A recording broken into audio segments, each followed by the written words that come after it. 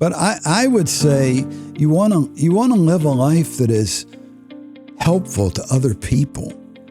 If you just want to make a lot of money and take care of yourself, God bless you. That's not what I'm interested in. I want to encourage people to live a life where they make a difference in the community and in the nation. And so I would say, whatever you feel you're called to do, learn to pay attention to people.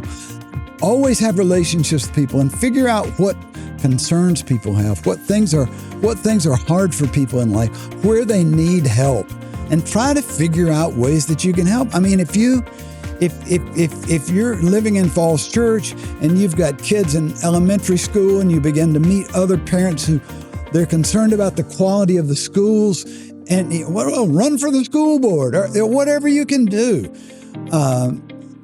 Try to find ways that you can serve other people and pursue them, whether it's through your work or just through your volunteer activities. Welcome to the Going Big podcast. I'm your host, Kevin Gentry, and this is the place where we celebrate bold moves and big ideas. Each week, I sit down with inspiring leaders, entrepreneurs, and change makers who are making a significant impact in their careers and in their communities.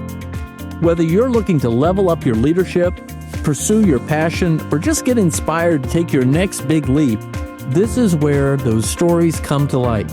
Now, if you're listening on iTunes, YouTube, or anywhere else you tune into podcasts, be sure to hit that subscribe button so you'll never miss an episode. Now, let's dive in to what it means to truly go big. Well, ladies and gentlemen, welcome to another episode of the Going Big podcast. I am so pleased to have with me as my guest today, the Reverend John Yates, who for more than 40 years served as the rector of the Falls Church in Falls Church, Virginia, outside of Washington, D.C.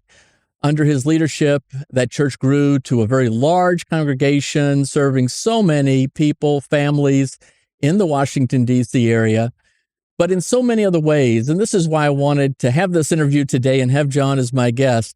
He has gone big, not only in his in so many ways in building this church in service to others, training up new pastors, training up other young leaders. He and his wife, Susan, have done enormous teaching for families and marriage, but also led the renewal movement in the broader Christian faith and in the Anglican Church in particular, which we'll get into. But also he's gone big in service to the Lord. And there's a lot to talk about, a lot that we can learn. I think I can still learn from insights that John will share today. John, it's such a pleasure to be with you here in your home. Yeah, thanks for coming out here. Well, Kevin, you make it really easy for me today. Well, this is a beautiful spot out in the Blue Ridge Mountains of Virginia. I know you love it out here. It's always beautiful, and what a great spot to be to have this conversation. Just perfect. We love having you here. Well, thank you. Thank you very much. Well, I'll just say for the folks, I've known and loved you for many, many years and admire you. And I'm so glad about this Going Big podcast you got. Glad to be a part of it. Well, you were kind to say that. You know that I hold you in enormously high regard. And another reason I wanted to do this podcast today. So I think we're going to have fun and we're going to touch a lot of different subjects. I think it's going to be helpful to people, all over the world who can listen to a podcast. And I expect people who are listening today, they may be on the one hand, agnostic or skeptical about the Christian faith. On the other hand, there may be seekers and there may be deep, lifelong believers. Yeah. So here's the first question. Mm-hmm. How do you think, from your experience, from your learning and teaching and everything, we should think about going big in our lives in the world today? It's a good question, and I thought about it a lot when I was young. And what I concluded, I believe deeply in the concept of calling.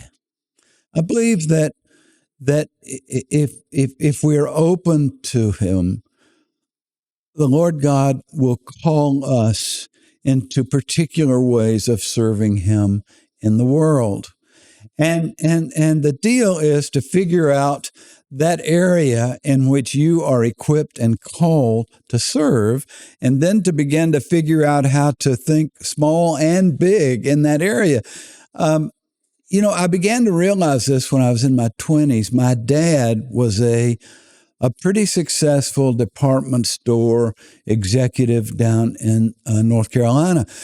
I had two older brothers, and Dad fully expected that all of us would love merchandising the way he did. For my dad, it was a romance. He loved it.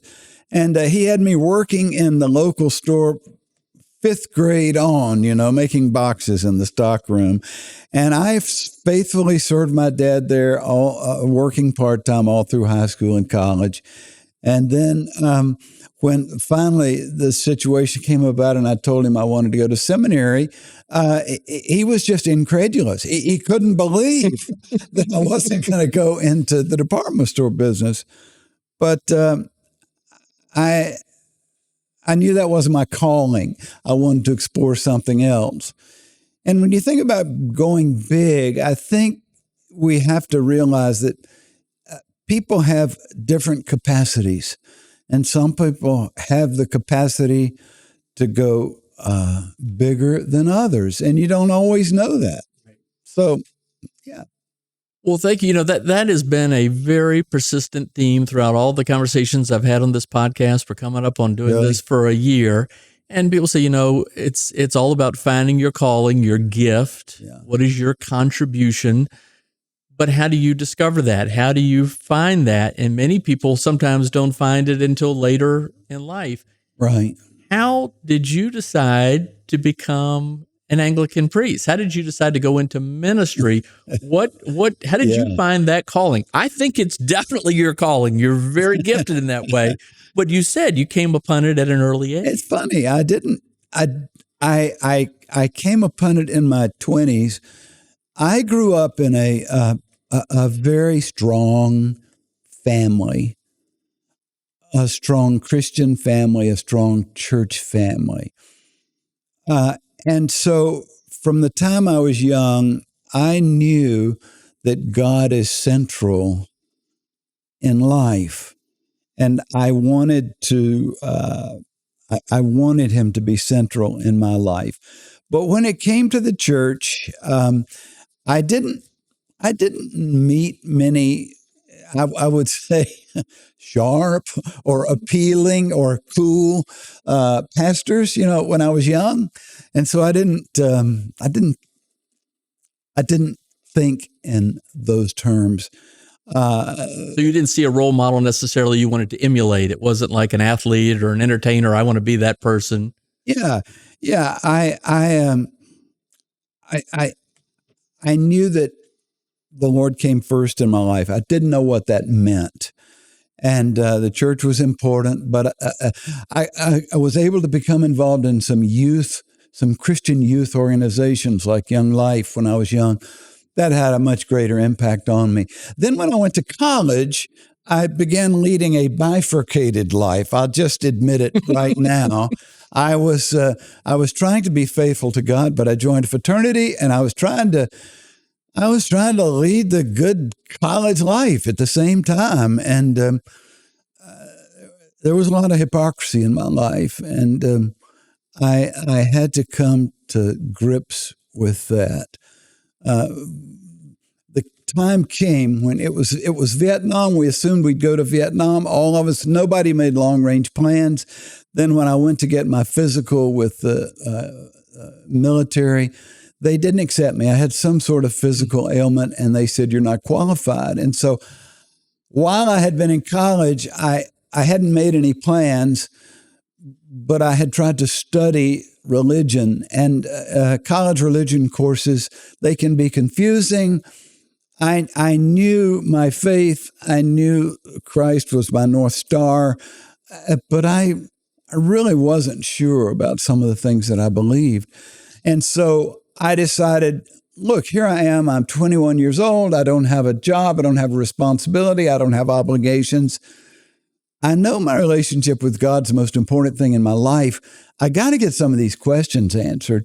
So I said, I think I'll just take this year in my life and study. I decided to go to seminary and study for 1 year to try to figure out, for instance, could I believe the Bible?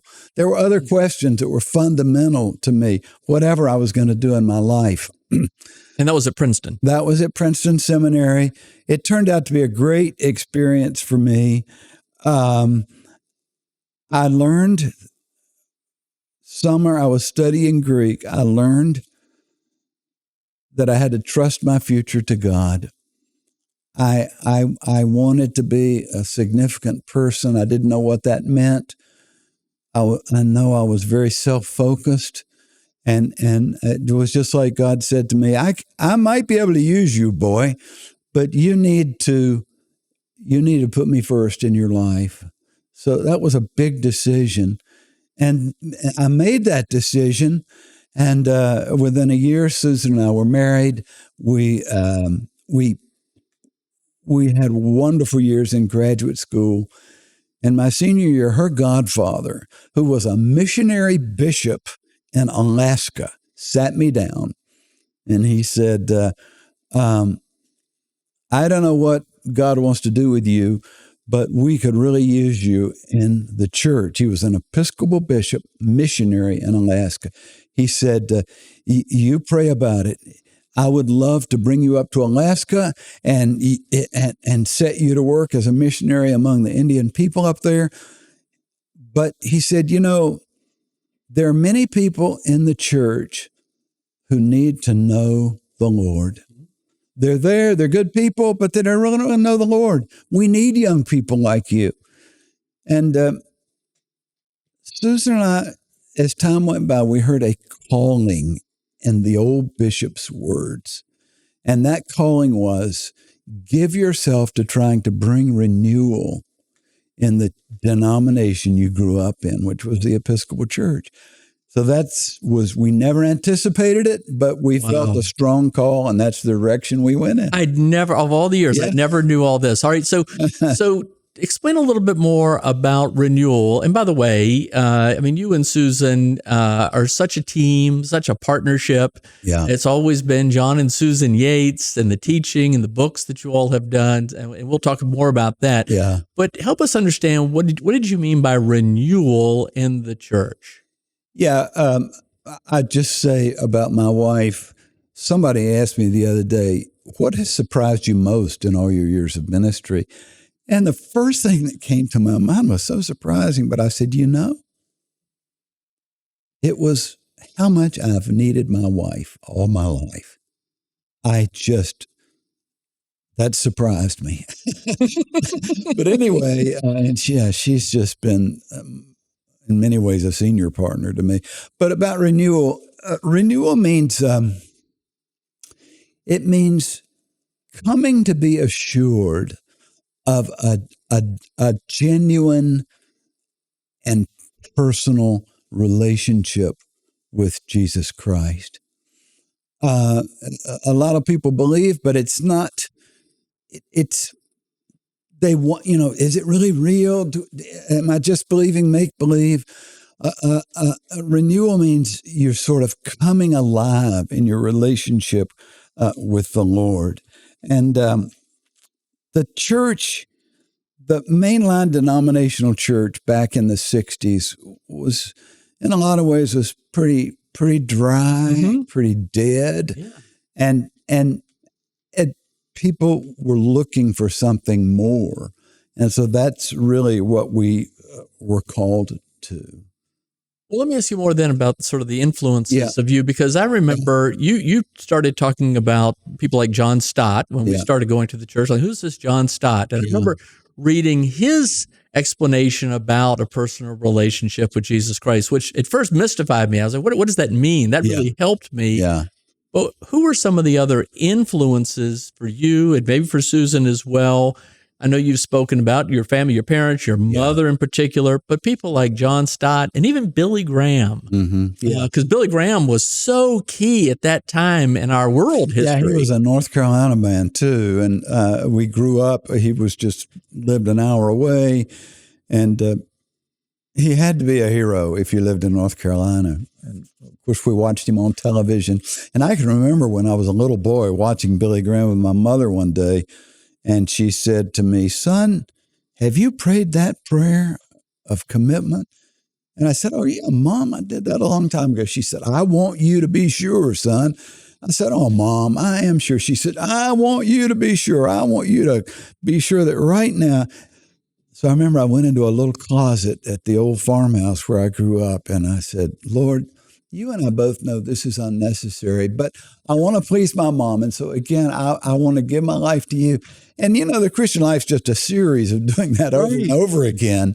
But I met Billy Graham for the first time when I was a young pastor. I was working in an Episcopal cathedral in South Carolina, working with high school and college kids. We had hundreds of young people involved in this ministry. And he came down, he spoke at the funeral of a great South Carolinian named Jimmy Byrne, who had been a leader in government back years ago. And I met him. I sat with him at the service and introduced myself. And later on, I wrote him a letter and asked him a question. He remembered, at least he said he remembered me. He wrote me an answer. So over the years, periodically, I would write him, I would hear from him. And then in the early 80s, he came to Washington, and we had the Washington, D.C. Billy Graham Crusade. And I worked with him. I was a part of the group dealing with follow-up after that. So I had opportunities to be with him. He was a hero, I would say. I had several mentors in my life. The amazing thing, I thought this morning of 6 mentors, and I don't need to tell you who they were, but the amazing thing was... I want you to talk about mentors. You've talked about that over the years, and it helped me think about mentors and influence. I want you to touch on that. I will say, by the way, on Billy Graham, I stumbled upon a YouTube video of one of his what would you call those huge gatherings? I'm drawing the blank. Crusades. One of the Crusades, yeah. And what he was saying 60 years ago was still so relevant today. He was so powerful. Oh, my gosh. Simple, direct. There was something about him that just spoke to people. The interesting thing was my mentors, looking back, were all ordained pastors. Fascinating. I remember you've talked about it at a men's ministry out Stanway, and so help us understand that how you think about them, why they're important, how we benefit from the mentor. You can have models, and models are people who you're not necessarily close to, but they represent something that you look to sort of as a hero. You'd like to be like them, but a mentor is someone who comes into your life, who takes an interest in you, and you have a relationship with, and they are further along in life than you are. They are accomplished in areas that you admire, and you have the opportunity to spend time with them. For instance, when I was a young pastor, we moved from South Carolina to Pittsburgh. And while we were there, we started a new Anglican seminary there. This is back in the mid-'70s. And the man who came to be the dean and president of that seminary became a mentor to me. I was 30 years old. He was in his 70s. And he had been an outstanding leader in East Africa most all of his adult life. He had been an Anglican missionary, became a bishop. And in the 20 years he was a bishop in Tanzania, a new church started on the average of once a week for 20 years. Oh, good gracious. You can believe it. Wow. And it was part of the East Africa revival out there. Then in his late 60s, he retired. He went back to Australia. He came out of retirement and helped us found Trinity School, Trinity Anglican Seminary. But he was a sort of bigger than life, a wonderful leader, a man of great administrative talent and ability, a man who had a gift of prayer. You don't meet many people who have the gift of faith, but he had the gift of faith, and that led him into a life of prayer that really had a huge influence on me. And he said, John, why don't you come over to my house on Friday afternoons? We'll sit in the garden, we'll have a cup of tea, and we'll just talk. he took me under his wing. He took an interest in me, and he shared with me lessons of life as a pastor, as a Christian leader. He asked me questions about what was going on. I think a mentor is someone who really cares about you and believes in you. Someone who sees gifts in you, who sees abilities. Maybe they're not very well developed, and he gives you advice and guidance, and he encourages you. I've always said that my mentors were cheerleaders for me. And Let me ask you a follow-up to that. Yeah. So for people listening, what advice would you have for looking for mentors, seeking mentors, or do they just come to you? And then also, how can you be a mentor? You're a phenomenal mentor to many as well. How do you think about both those things? In my experience, I mostly my introductions to those people just came about through happenstance, Although John Stott was different. John Stott was a world-famous Anglican pastor from London. One of the most influential evangelical pastors of our time. He was a pastor to Billy Graham. And I think Billy Graham had as much respect for him as any man in the world. And they were about the same age. They worked closely together on a worldwide effort to bring together evangelical Christian leaders from around the world. It's called the Lausanne Movement. Mm-hmm. And Billy Graham and John Stott headed that up. And we can talk about that if you want to. But I didn't know this John Stott fella. And when I was at Princeton, I heard some of his sermons on tape. And I didn't know who he was, but I thought, man, this guy is really gifted. I'd like to know more about him. So I wrote him out of the blue. He was in London, and I wrote and said, look, I've heard about you. I'm seeing a pattern here. You have to reach out. You reached out to Billy Graham, and you reached out to John Stott. I did. Most of the others just sort of were brought to me. But John Stott, I reached out to, I wrote to, he wrote back. I eventually went to London and sat under his leadership. And when we came to Falls Church, I wrote him, I said, look, I need help. The next time you're in the States, would you please come to Falls Church, spend a few days with us, preach to my congregation, speak to them. And he ended up coming several times over the years. And then when he was in his 70s, my oldest son, John, worked with him, traveled all over the world as his study assistant. And we visited several times in London, and he was in our house many times. But he was a mentor from a distance. And he was always very straightforward with me, an encourager, not a flatterer, but just an encourager. And I learned so much from his example. You learn from the example of mentors, you learn from the advice of mentors, and you learn from the friendship of mentors. Well, thank you. It comes up so much in these conversations and elsewhere about how important mentors are.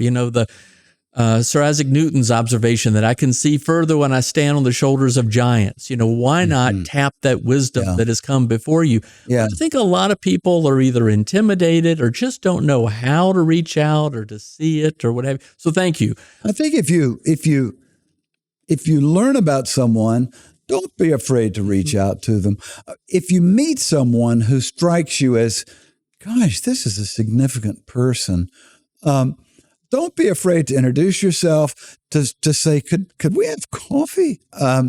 I'd like to learn from you. I mean, if you say, I'd like to learn from you, that's pretty flattering. Yes. So people will respond. I think a lot of people think that these very influential people are just inundated with requests. Yeah. They don't want to bother them. Yeah. But the reality is that that's actually not the case so much in terms of the mentoring opportunity. All right, well, let's switch gears. You mentioned the Falls Church. You were in Pittsburgh in 1979.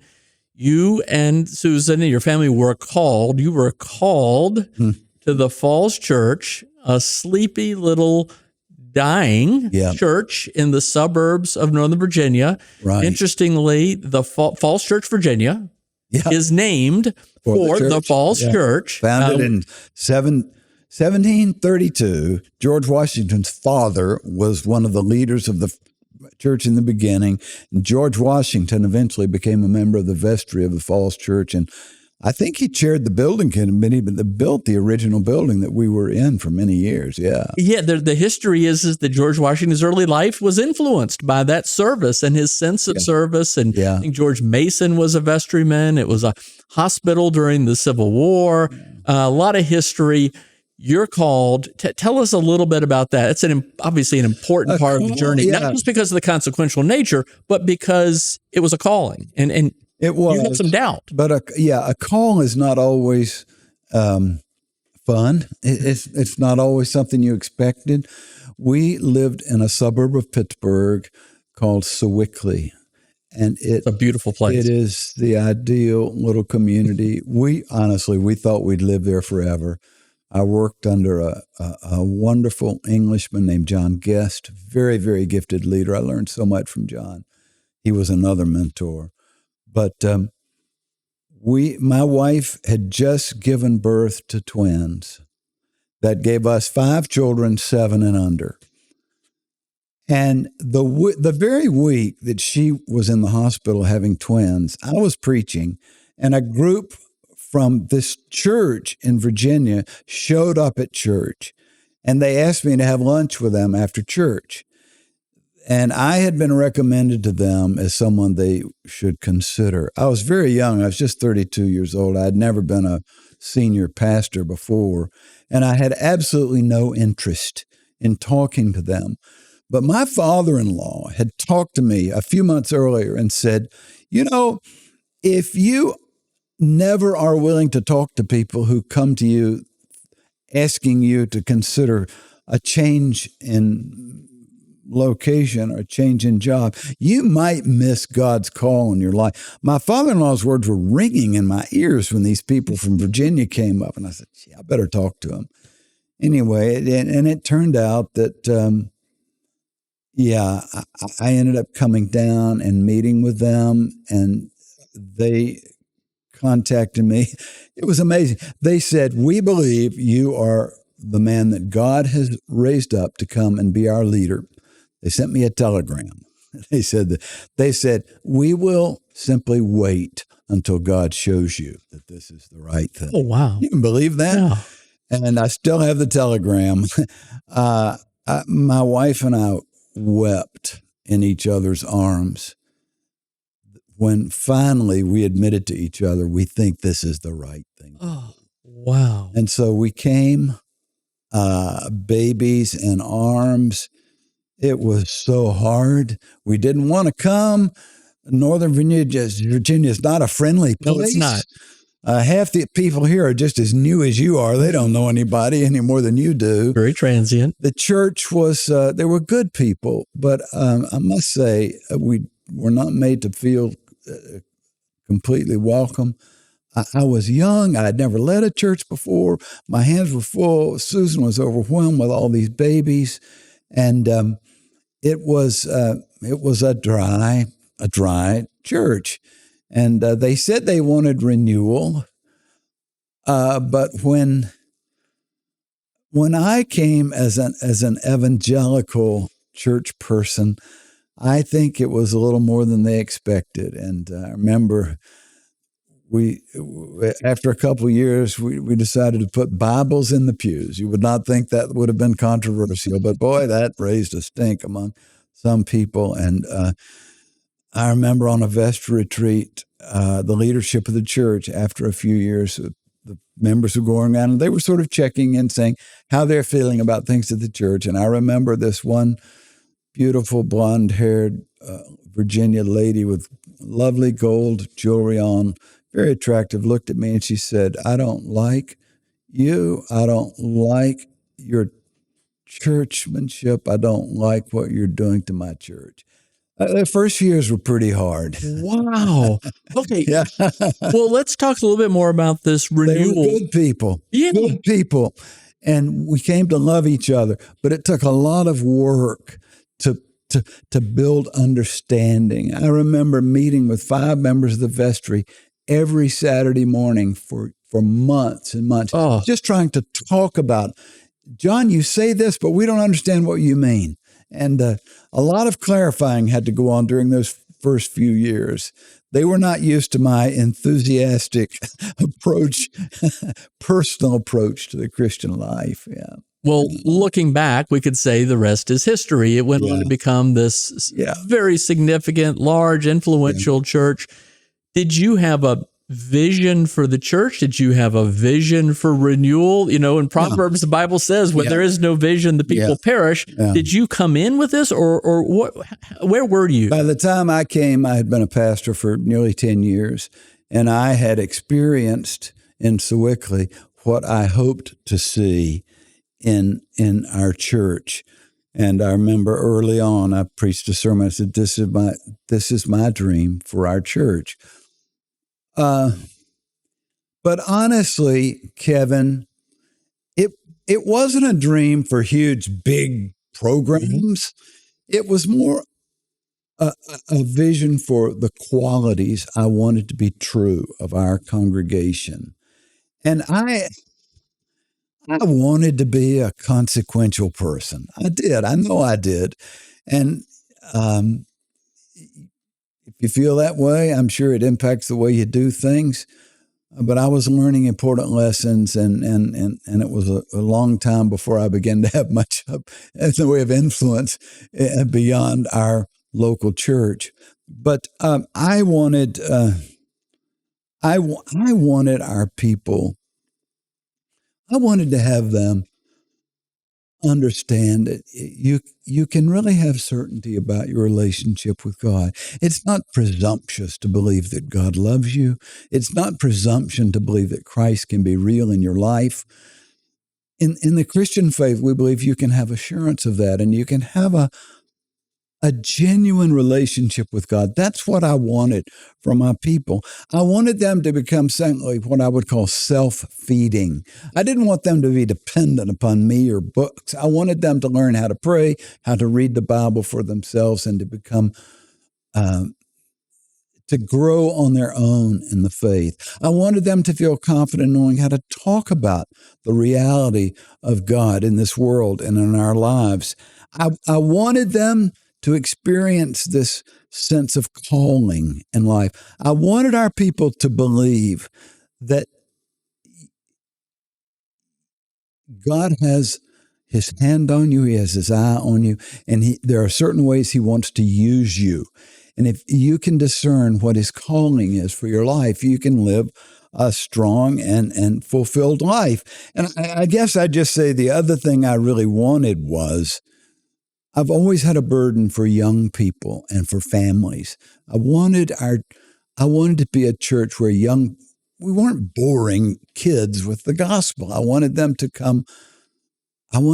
know that God in their lives. And I wanted to help families raise their children in the Christian faith. The first book I wrote was about how to help families have Christ-centered family life. So those were things that were on my mind when I first came. Well, a little bit more on that. I mean, I remember growing up in church, mainline Protestant church. My parents, we went every Sunday, but I kind of dreaded it because it was boring. Yeah, and me too. Me too. But that I used to fall asleep on my knees. Oh, well, but that's not the false church. And my wife Ann and I did not start going until almost 20 years after you had started. Yeah. But we know many people today, good friends who started in those early days. They weren't there necessarily in 79. Yeah. But word spread in the Washington, D.C. area that there's a church that's alive out in the suburbs. There's this young pastor, John Yates. You talked about the focus on families and young people, but what sort of leadership principles did you have in mind as well? I mean, I love the idea that you were engaging and winning over the leadership, the lay leadership of the church, because that wouldn't have worked if you just tried to force your way. What were some of the leadership principles? The first 5 years we're working on leadership, trying to build trust.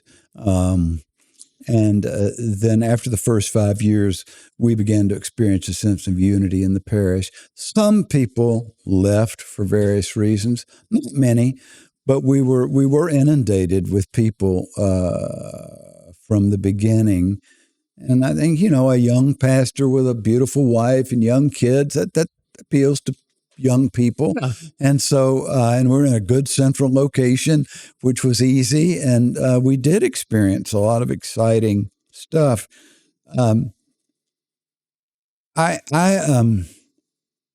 of the things I learned about leadership was,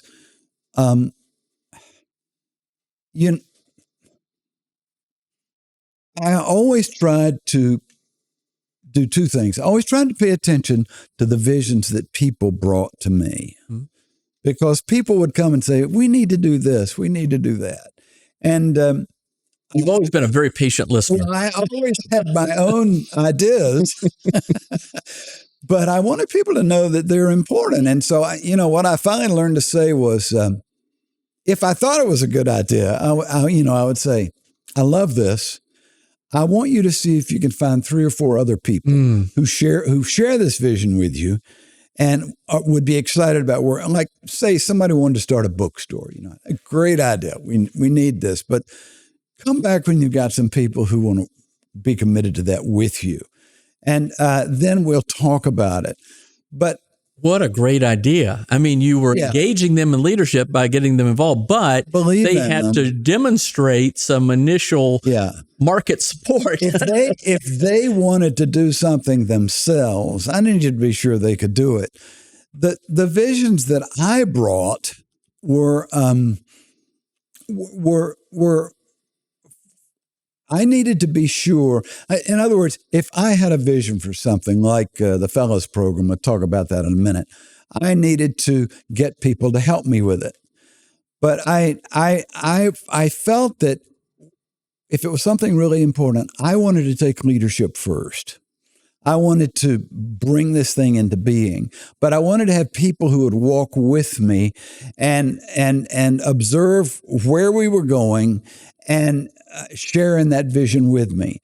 As time would go by, I would turn over responsibilities to them and eventually give them the responsibility. So the principles I followed were, first do it, see it and do it yourself, then bring along someone alongside who can buy into it and learn from you, and gradually turn it over to them and eventually give the leadership to them, and you'd be way in the background encouraging them from behind. Those are some great insights, great lessons. And now I can understand all the various ministries. There's so many grew, and you couldn't have done them by directing them. But they had to be sort of through a bottom-up empowerment, really. And you were alongside them, though. Well, the leader can't do everything, but if you turn responsibilities to others, you got to be really sure they can do it. Right. When you and Ann came to the church, it was in the 90s. And by then we had gone through huge building programs. Some ministries had become very strong in the church, and it was a fun time mostly. But I remember about the time you all came, there were 3 things that I was focusing on.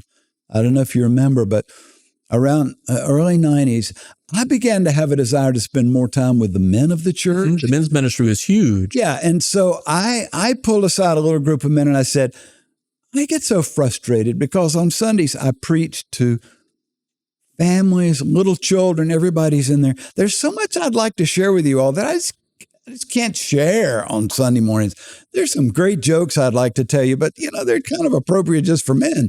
And would you guys like to get together?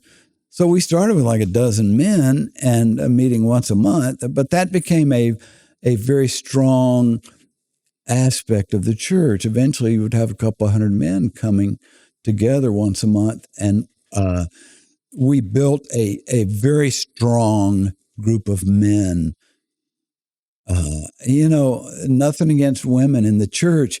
I don't know what we would have done without our women leadership, but a lot of churches are run by women. And I wanted to have men who were just as strong as the women in our church.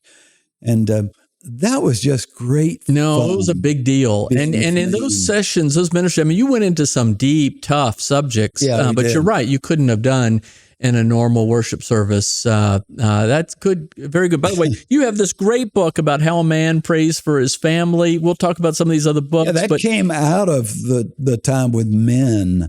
I don't know if you know this, Kevin, but 1 year, I spent the whole year teaching the men about prayer. And then someone came to me and said, why don't you write a book about this? That's how that book came about. But at the same time, a man came to me and he said, you've been talking about prayer so much. It must be really important. And he said, I wonder if you don't need us to pray for you.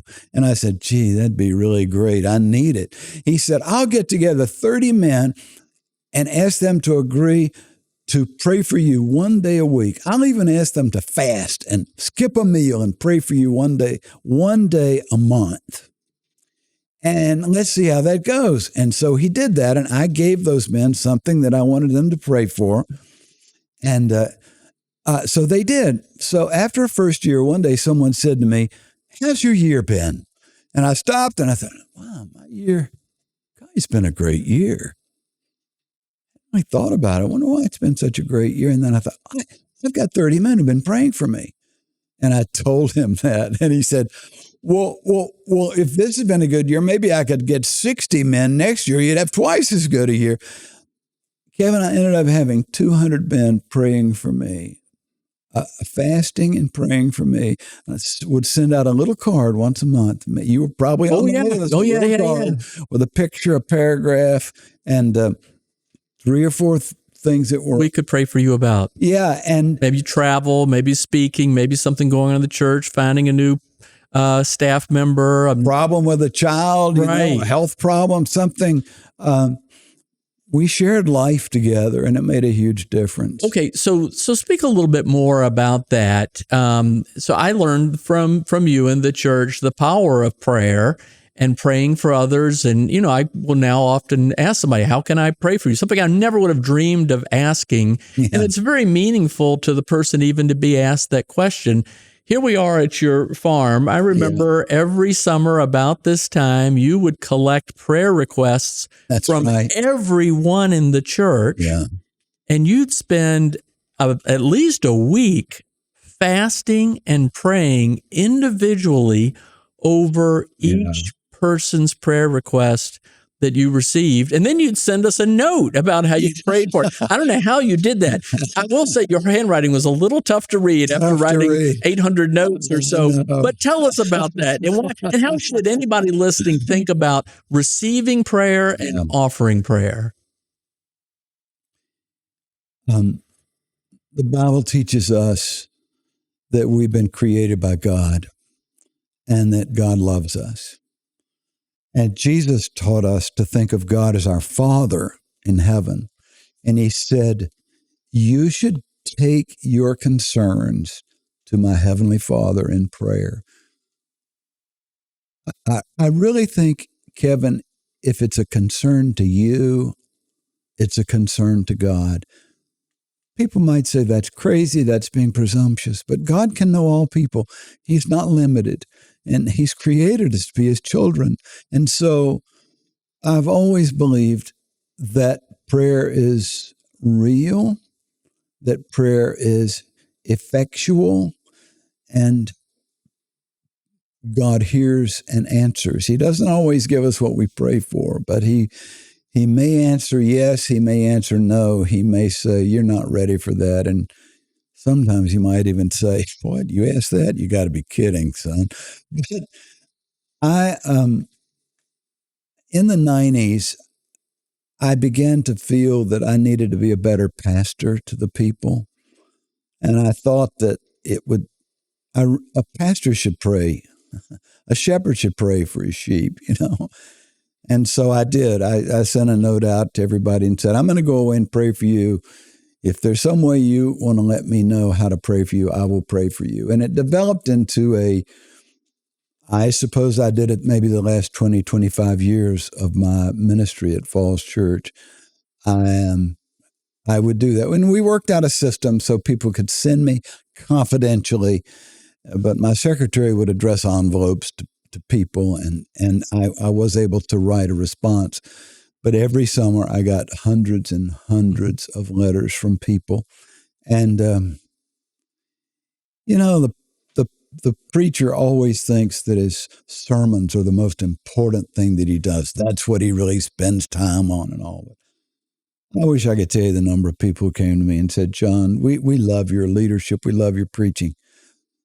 But what you do that means the most to us is that you pray for us. Oh, yeah. Well, let me ask you something about that. I've always wanted to ask you.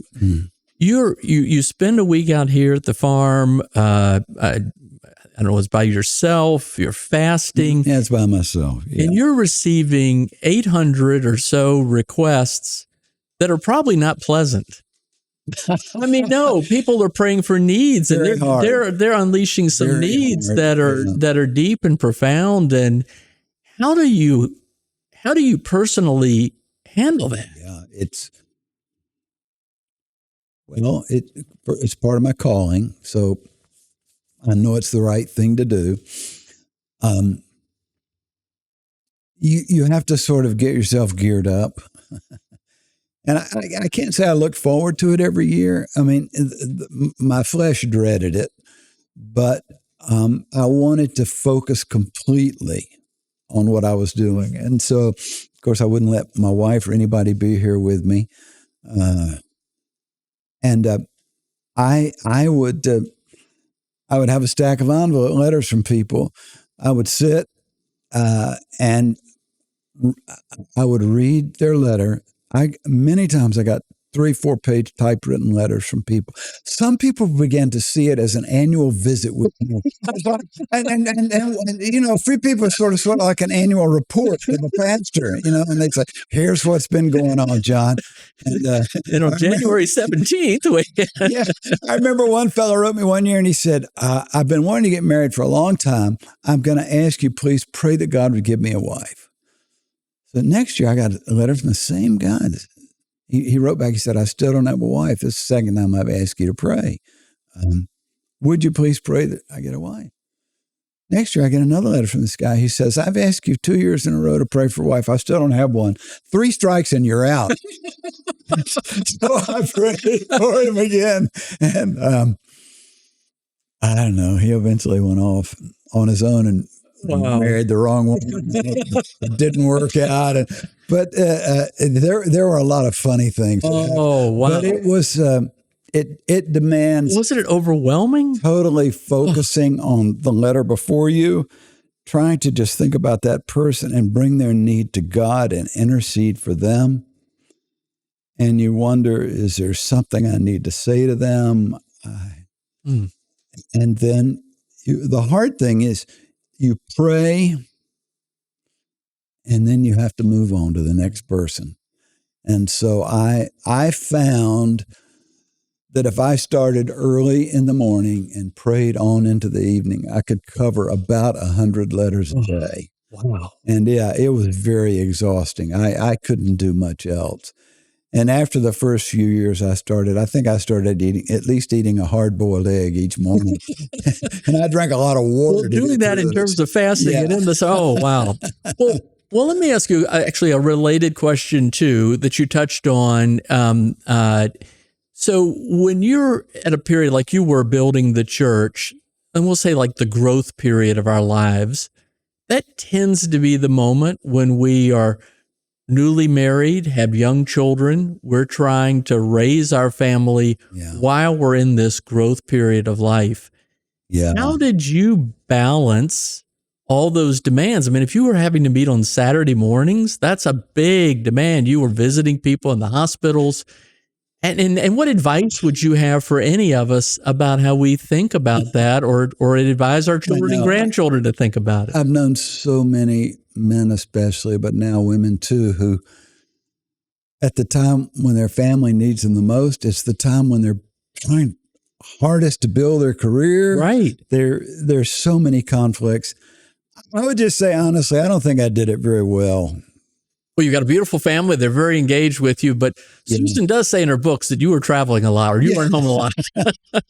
Well, I married someone who was very capable and very patient and very honest. Honestly, I'd have to be honest to say that over the years, by far, the most painful arguments we had were about time together, not being around as much as she needed me. And so I people say, what are you doing now? And I say, I'm just saying yes to my wife. And I'm glad I've lived long enough to do that. But during those days when things were so stressful and so hard, I guess I had a few priorities. I certainly the priority of trying to share with and be with my wife, I struggled to try to do that as much as I could. And by the time we had been married 25 years or so, I was doing a little bit better job of it. But the other principle was to be with my children as much as I could. Never felt like it was enough. But I tried to establish certain patterns of being with them. But the main thing was to take time to maintain a rich connection with the Lord myself. If I wasn't getting personally nourished in my own life with God, I certainly couldn't do the work that I had to do. So those were sort of the principles that I had to be true to those things. The Lord came first, my wife and family came second, and then the work came after that. It seemed like the work took more time and more energy than anything else, but I knew in my heart what was most important. And you're always striving to live up to that, but you often feel like you're not making it. Well, you've done a great job teaching about that. The books, Raising Kids with Values That Last, Building a Home Full of Grace, strongly recommend these excellent books. They have weathered over time because they're written a while ago. Yeah. You'll still speak about that. But especially for the church being in the Washington, D.C. area with people coming to Washington, to Congress, their families may be back home in their districts, that's got to be really tough. So tough for those folks. The pressures they're under. And if those people can just develop some friendships here in Washington, there's so much rancor now. And, when we moved here in the 70s, politics have always been hard, but there were friendship across party lines in those days. And most of the congressmen lived here. Their children went to school locally. Those people would stand on the sidelines at soccer matches with people across party lines, and they knew each other better. We don't have any of that now, and it's a huge challenge now. It really is. I interviewed Newt Gingrich recently, and he talked about how even though he and Bill Clinton were adversaries, they worked together to get some of those reforms done. The friendship that Reagan and Tip O'Neill had, and well, all right. Well, let me. I just say about that. It's true for their families too. When Bill Clinton came to the White House, my wife and a few other women had gotten to know her a little bit, Hillary, and they went to her and said, "Hillary, we just want to pray for you. We don't necessarily agree with all your politics, but you're here. We want to pray for you." So they started a little group and meeting together once a month just to pray for the First Lady. Wow. And many times Hillary Clinton came and joined in with them in prayer. She very much appreciated it. She joined in with them, and they've kept that. They call it the First Ladies Group. They still meet today. They're mostly old now. They meet on the phone now to pray, but it's a great thing. People in leadership need to know that they're being prayed for. Well, I remember George W. Bush talked about how he felt the prayers of people as well. Yeah. All right. Well, let's go back to the Falls Church. One of your many gifts, in my judgment, is your ability to raise up talent, and then the consequential nature of that talent. There's the Fellows program. Yep. If you would talk a little bit about that. I work with many fellows still today. Some are recent fellows. Some were fellows 20 or more years ago. Yeah. They're awesome. Yeah. And then also the Timothies about raising up leaders in the church. I remember that article that those. Fred Barnes wrote, I think, for the Washington Post about how you asked him to go start a church in Alexandria. Wall Street Journal. Wall Street Journal, yeah. I went and said, it's time for you to leave. Yes, exactly. Well said. Let's start with the fellows and then the Timothies. What is it? And what can others learn from it? Okay. So, I've always had a concern for young people, to help young people grow up, find God's calling for their lives, and go flat out for life and for the Lord. And so we began to sense about 30 years ago that young people a lot of them were sort of losing their way, were not sure about where to go in life. And it's even gotten worse now in the 2020s. So much confusion among young people today. But I just wanted to start some sort of a program whereby we could bring young people together and teach them a deeper understanding of the Christian faith, expose them to men and women in positions of service and leadership who were significantly serving the community, the nation, the Lord, and also expose them to a good local church, which many of them hadn't experienced. And so I pulled together some friends and we began to talk about this, and we developed a vision that we called the Falls Church Fellows.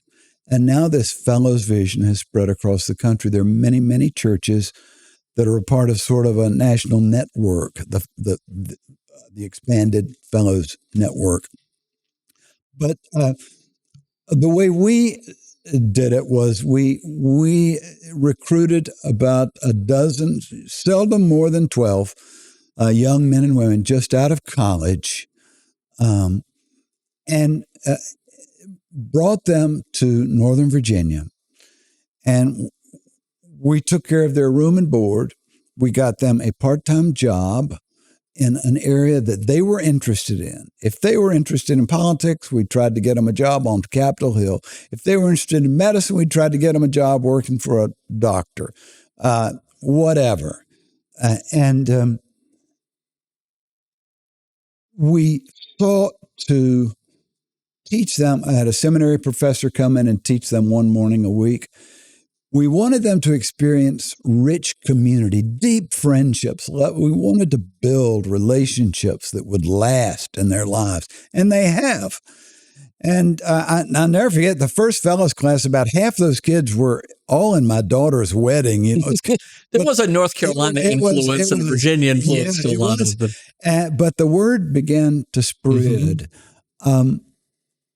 It was so helpful for these kids. Once a week on a Friday morning, we would bring in someone like Kevin Gentry, who would speak to the fellows and would sort of tell their story. Look, here's what I'm doing in life now. Here's how I got here. Here's how I'm trying to serve God in the world today. And we would connect each of these young people with a mentor for the year. We would take them through,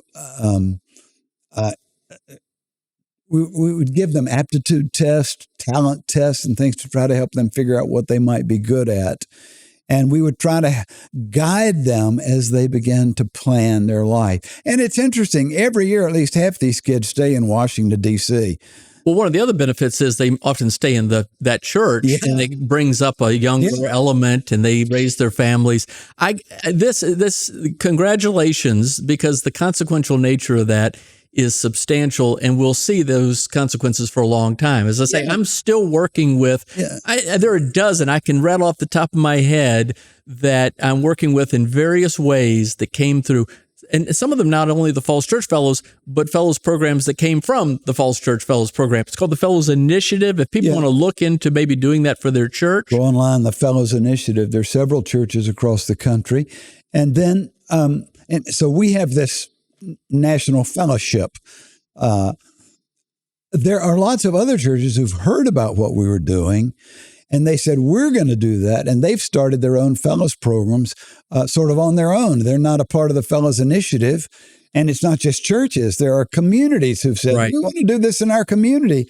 And there are, Kevin, there are thousands of young men and women now who've been through either our fellows program or other similar fellows programs, who've been helped, who've been given a step up the ladder in life, and are now serving the Lord and serving their communities and serving their churches significantly. It's a great framework. And you introduced mentors at an earlier age and so many connections. And okay, now let's talk about the Timothies. You had a vision for renewal that involved more than just the Falls Church. It was to go beyond other churches. I thought we need to be training young leaders for the church. And it occurred to me that probably the best way to do the work of evangelism is by starting new churches. And I remember that was when we were in the Episcopal Church, and I went to our dear bishop and said, we'd like to start a new church. And he was against it. He said, I don't think you need to do that. We got plenty of churches in Northern Virginia. I'll jump in with you on that. Yeah. Because when this seems to be a pattern in life, that when somebody is growing fast, doing some big things, some resentment can, I don't want to say necessarily it's resentment or suspicion or skepticism, or maybe it's just a mentality. That happens. And what happens, and then what do you deal with that? And then we'll get more back into the Timothy. I think in the mainline church, this has been true. If it's in business, it's in the nonprofit world, it's in government. When you grow fast and are seemingly a threat, even though you're not a threat, then people just shut down. That was our experience. People said, well, those people over at Falls Church, they must be a bunch of fundamentalists. Yeah, you know? Right. Because there's no way they could be doing what they're doing. Right. They're tricking people, you know. And it was funny, the denomination, they really wanted our money, but they weren't interested in our methods or in us as a model. And that was disappointing. Yeah, that was hard. And but in our denomination, we saw some real bright spots, but mainly the denomination was drying up. The leadership was moving away from traditional Orthodox Christian doctrine. They were embracing. There was no discipline in the church. There was no discipline of bishops who said, I don't believe in the resurrection. Or I remember one bishop said, well, the church wrote the Bible. We can rewrite it now, you know. There was no... Yeah, those miracles are metaphors. There's no virgin birth. And it was a hard time, so that if we have time, we can talk about how eventually we decided that we just weren't going to stay there. But you ask about the young pastors. And brother, you've got them pastoring now churches in Richmond and Winchester and Alexandria and Arlington and even places outside of Virginia, Vienna, and that's what's growing. That's what's growing. We've been very fortunate and very blessed. I came up with this idea that I would look for young men who had been to seminary, who had had some experience in life, and who wanted to start churches of their own. And we would bring them in, and they served on our staff for 2 or 3 years, usually 3 years. We tried to take them through the different aspects of leadership in the church, tried to help clarify their vision for the church. And then as they were here, their vision about where they wanted to start a church, how they wanted to go about it, would become stronger. I would usually give them the responsibility for the Saturday night service, let them actually lead that for 6 months or a year or so. Great experience for them. And we began to send them out one at a time with a group of people from our church, because originally the churches we started were, within a half an hour or 45 minutes of Falls Church. And so they would take a group with them. Right. By the way, they would take a group from the Falls Church with them, but the Falls Church kept growing. I think that's a very interesting we just sort of assumed that would happen, but it did. I remember. Many people think it's a fixed pie. Yeah. But when you're doing something like this, it's like pruning a tree. You're actually spurring greater growth. It seemed to work that way, Kevin. And I remember when one young man took 200 members of our church. And I went and met with them when they first started meeting. And I looked around and said, I can't believe I let all of you all leave. But that's the way we decided to do it. And we would pay the salary of this young man for the first year. We said, we can give you a year to get on your feet and to get things worked out. We helped them organize administratively, helped them organize financially. People would go with them. Some of our best leaders went with these young church leaders. But we did this over a period of about, 13, 14 years. And I think we started 10 or 11 churches. And there's one up in Portland, Maine, who I'm still not sure whether it's a full-fledged church or just a big, small group. And there were a couple that ultimately didn't make it, but the rest made it. And they are... they're thriving. Yeah, I know. I know. And I follow many of them. The last one we started is in Richmond, Virginia. And now they've started a church. They've started 2 churches themselves. And they're finally, I heard the other day, they finally got property. They're going to build a building of their own. It's been very exciting. And I tried to find young men who I thought had leadership ability, who I thought had a strong heart for the Lord, who had good marriages. And,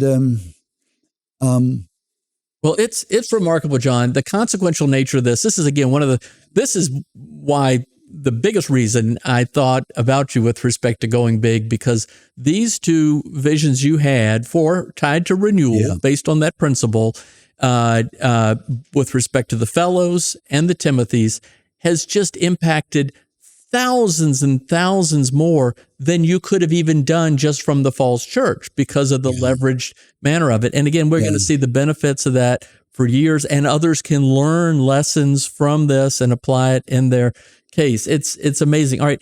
I want to begin to draw this to a close, but we can't close it out until really we address the biggest thing that happened, and that was respect to renewal, what was going on in the broader Episcopal Church.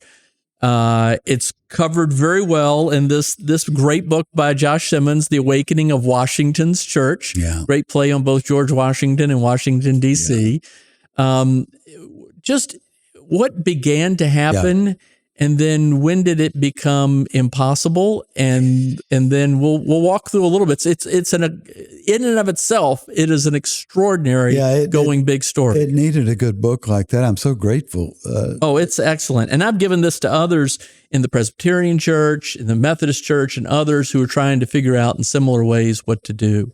Around 2000, a trickle began of leaders in the Episcopal Church who felt that the church has moved away from its doctrines and its most important traditions. We've worked very hard to try to bring renewal. It is not working. And to be fair, you're kind. I would say the national leadership really didn't believe anything. It wasn't even a church. Things got really bad there for a while. Right. And I used to be embarrassed to tell people that I was an Episcopalian. But anyway, I've got many good friends who are still there. There's some wonderful people there, but it got tough. And we began to wonder if perhaps what we were called to was to begin a new movement, an Anglican church in the United States, because that's the background of the Episcopal Church. Right. We spent about 3 years in our church. Anglican church meaning its roots in England. Yes. We spent about 3 years as the leadership of our church praying, thinking, debating this.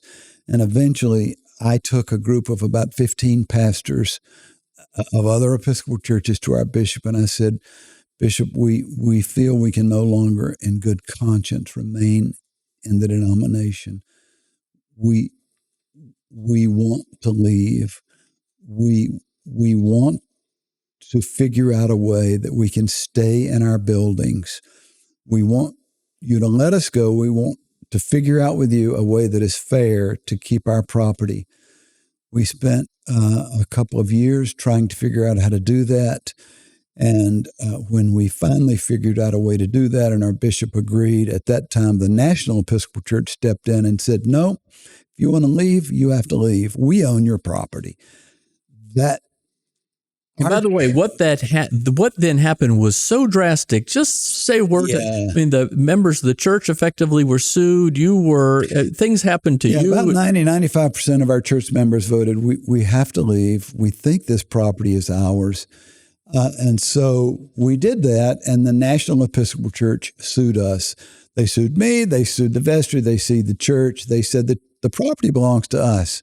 Now, it was the local people who built the church. We raised all that money to build that building, and the deeds were in the name of the vestry of the Falls Church. But that began a 7-year period of legal wrangling. I think if we had known it was going to be like that, we probably would have just said, keep it, we're gone. And by the way, just originally, the Fairfax Circuit Court ruled in the favor of the Falls Church and the church is leaving. That's a long opinion, very well thought out. But the Virginia Supreme Court said no, and that the National Church had it. And so then what happened? It took 7 years to work through that lawsuit. And we really thought we were going, we did everything as well as we could, as honestly as we could, as thoroughly as we could, and as prayerfully as we could. You never get things exactly right, but it was our desire to please God. That was our desire. And so when we got word that the Virginia Supreme Court had ruled against us, and this was like in March, we had to be out by May of, I think it was 2012.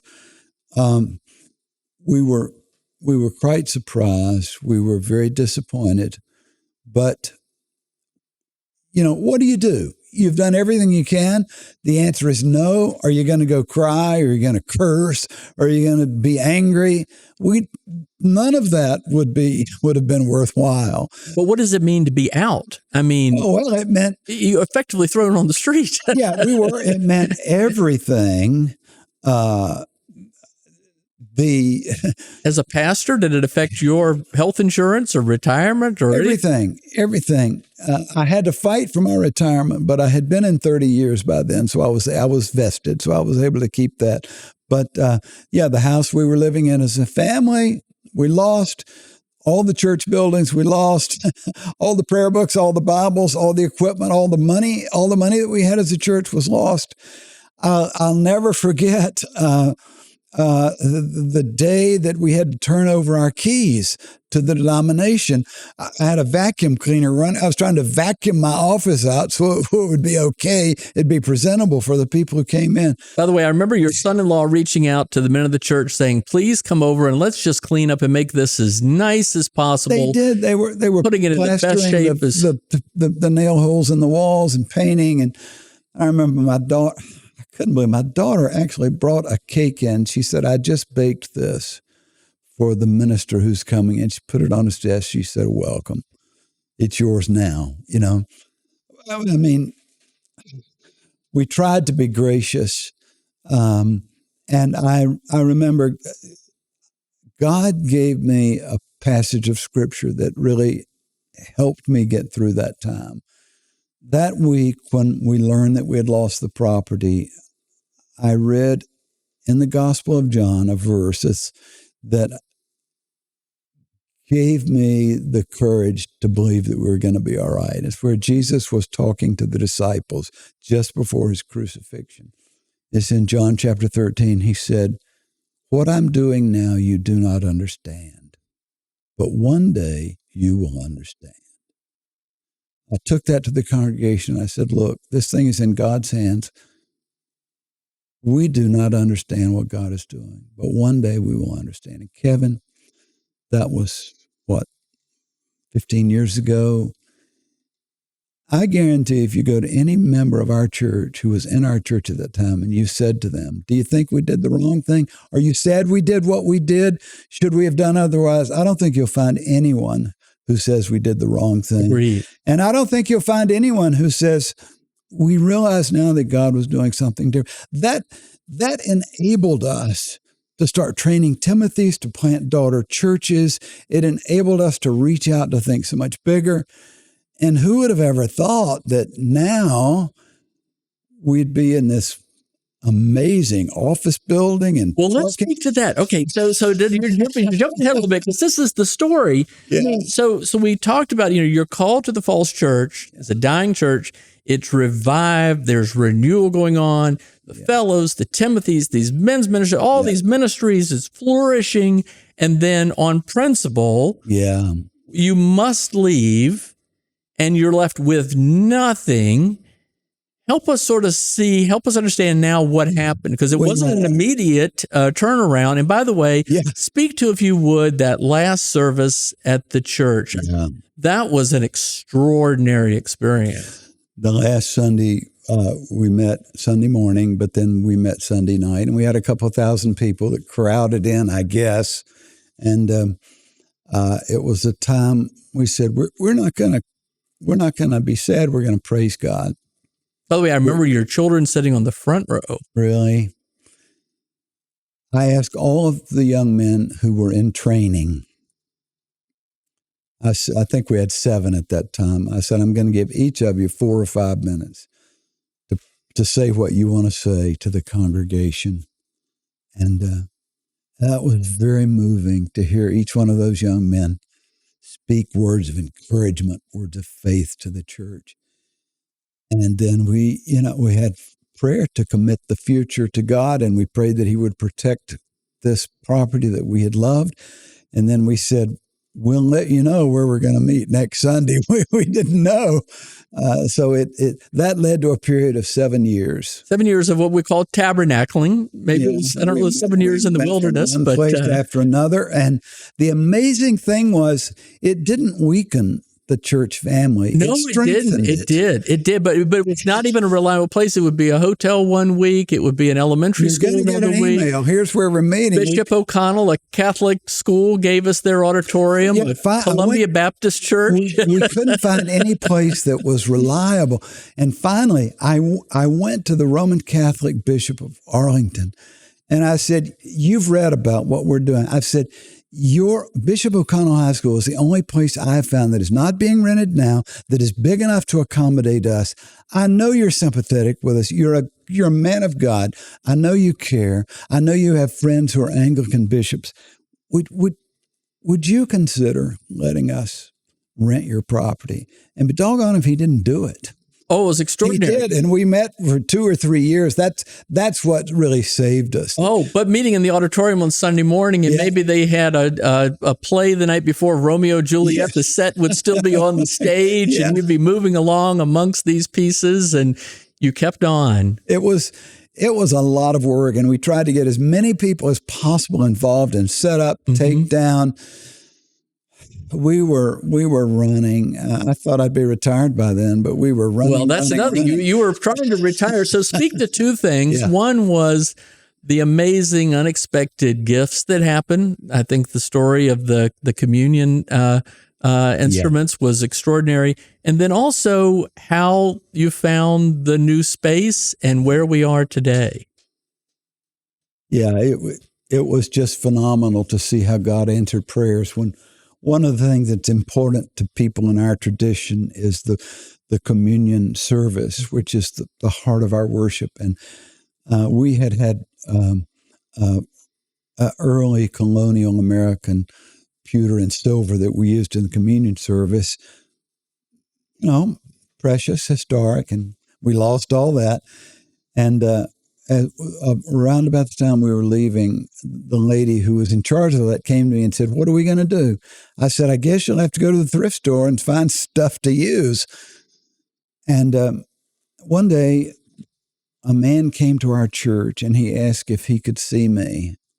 Somebody had taken him to the boardroom and he was there. And I went down, and on the table that seated about 15 people, the table was covered with antique sterling communion silver that he had been collecting for at least 10 or 15 years.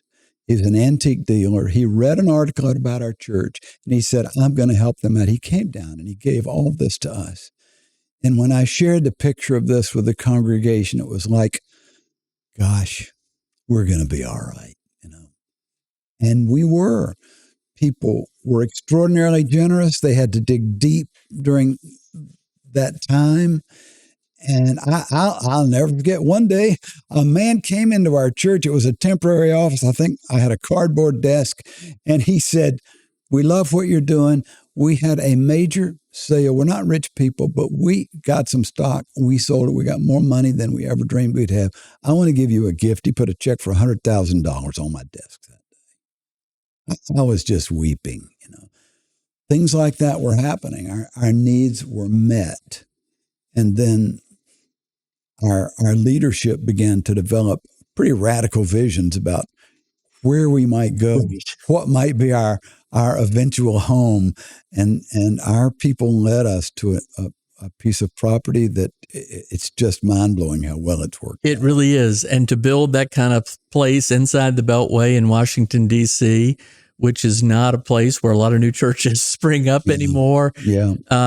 So close us out with that. You're trying to retire. You've been there 40 years. You had some knee surgery. You've had some other things to deal with. I remember you were taking Ubers to parishioners' house because you couldn't drive because of your knee.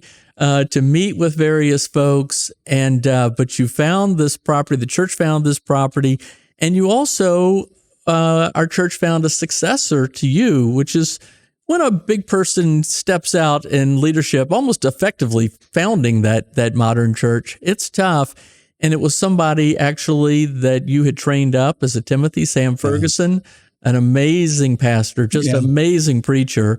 Just close us out with that, and then I've got two closing questions for you. People came to me and said, "John, we think there's a possibility that we could buy this office building, and that could be our headquarters.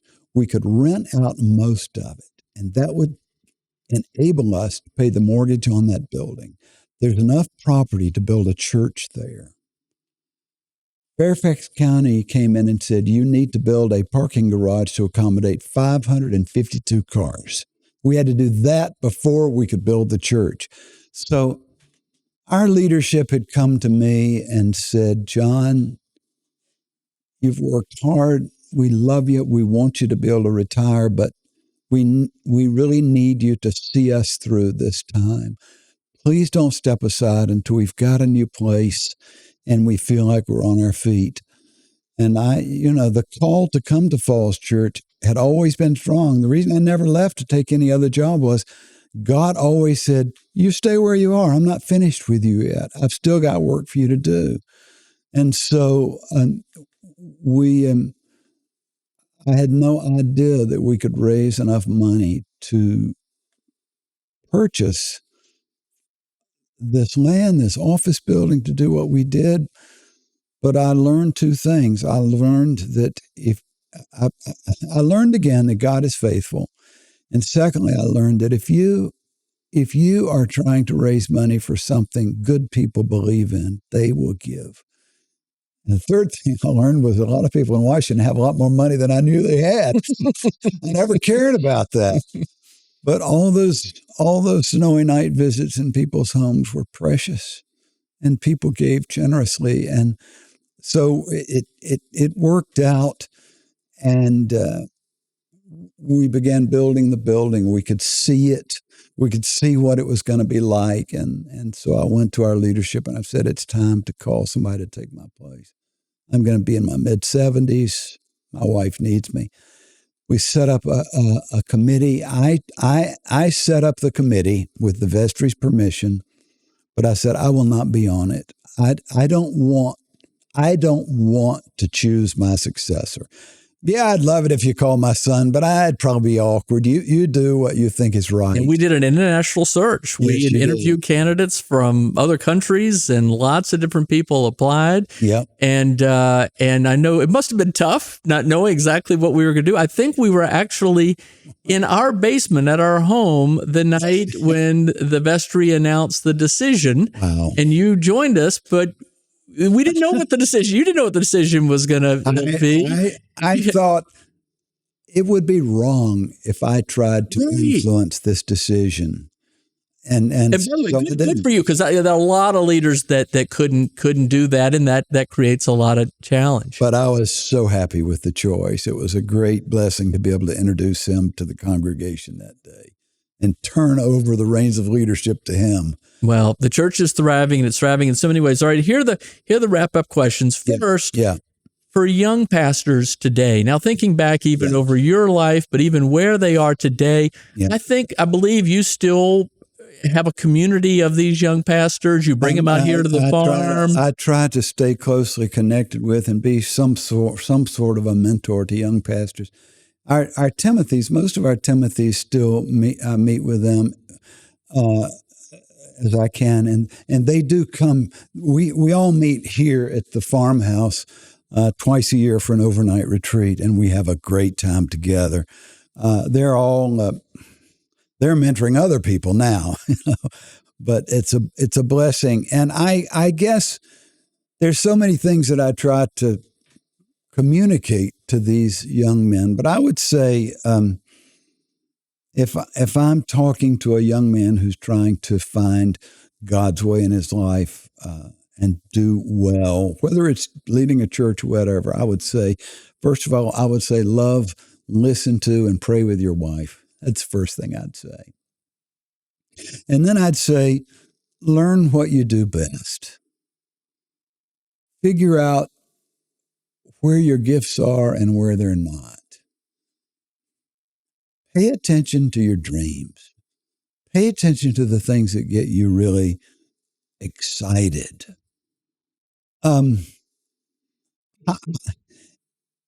you get moving, try to find people who have gifts that you don't have. You can't do it all. You need to find people who are better than you are in certain ways. Have close, trusted friends who know you well, who will give you good, honest feedback on how you're doing as a person, how you're doing as a leader in the work that you're called to do. People who will be truly devoted to you, who will encourage you, but who will confront you when you need it. Most leaders don't like that. A real leader, a godly leader wants feedback, wants to know when he's screwing up. He doesn't like to hear it, but he knows he needs to and he wants to. And I'd say, when you're a young man, you got to figure out the principles that are going to determine the kind of man you're going to be. Figure out what those guiding principles are and always stay true to them. Well, let me take it back to the beginning about finding your gift, your calling. What would you say to people who are listening or watching today who think maybe they know their calling, but they just can't quite step out in faith? What advice would you give? You know, the perfect opportunity may just present itself, and that's wonderful if that happens. But someone said to me, you can't drive a parked car. It's got to be rolling if you're going to steer it somewhere. So you've got to start and move. You've got to figure out what direction you want to move in and start moving in that direction and see how it goes. People have different talents. Jesus said there are 1 talent people, 5 talent people, 10 talent people. You never know what you're going to be able to do. But you might as well think as big as you can and try to discern where you have passion and pursue it in any way that you can. Pay attention to people in your life who inspire you. And try to find a way to learn from what you've learned from them and begin to put some building blocks together in your own life. You don't have to put that many together at first. But I would say you want to live a life that is helpful to other people. If you just want to make a lot of money and take care of yourself, God bless you. That's not what I'm interested in. I want to encourage people to live a life where they make a difference in the community and in the nation. And so I would say, whatever you feel you're called to do, learn to pay attention to people. Always have relationships with people and figure out what concerns people have, what things are hard for people in life, where they need help, and try to figure out ways that you can help. I mean, if you're living in Falls Church and you've got kids in elementary school and you begin to meet other parents who they're concerned about the quality of the schools, and run for the school board or whatever you can do. Try to find ways that you can serve other people and pursue them, whether it's through your work or just through your volunteer activities. I think start with small goals. Don't be afraid to fail. We all fail. That's how we learn important lessons. But don't go it alone. I guess that would be the theme song of my life. Don't go it alone. Nice. You've got to be closely connected with other people who help you, who believe in you, and who you can love. All right. Well, the last question, I do want to sort of take it back to the beginning, but for anyone who's listening, wherever they may be in their faith journey, what sort of going out encouragement, inspiration would you offer to anyone listening about how they can just go big in their life with respect to the gifts they've been given? I want to say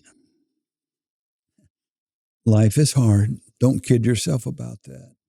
Jesus said, in the world, you're going to have troubles. Don't kid yourself about that. If you expect a life of ease, good luck to you. You've got to be willing to give yourself to grow into the best person you can be. And that takes hard work and commitment and the help of other people. I want to say God loves you. God has made you with certain strengths and certain weaknesses. And the best way to get to know those is to get to know Him. And the best way to get to know Him is to look to His Son, Jesus Christ, learn from Him. I often think if anyone could meet Jesus Christ, they'd love Him.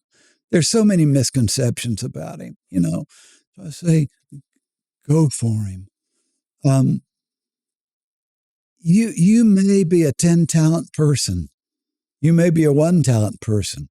You are the way God has made you. But if you're willing to step out in faith, if you're willing to pray big, if you're willing to seek the help of other people, you may end up accomplishing a lot more than you think you can. In fact, I will promise you, your life will turn out to be very different than you think it will be. It will be harder than you think it will be, but in some ways it will be so much more wonderful than you think it would be. Don't give up. Don't quit. Don't be discouraged. Keep growing. John Yates, what a pleasure it's been to be with you today. As always, thank you for all that you continue to do, for your years of dedication and leadership, and for the inspiration, and look forward to many more to come. Thank you. I'm a blessed man. Indeed. Thanks for tuning in to the Going Big podcast. I hope today's conversation left you feeling energized and ready to tackle your biggest goals. Don't forget to subscribe and leave us a review on iTunes, YouTube, or wherever you listen to podcasts. It really helps spread the word and it gets these inspiring stories out to more people. You can also find more content, resources, and updates at our website, goingbigpodcast.com. Remember, the only limits are the ones you don't challenge, the limits that you impose on yourself. Keep pushing, keep growing, and above all, keep going big. See you next time on the Going Big Podcast.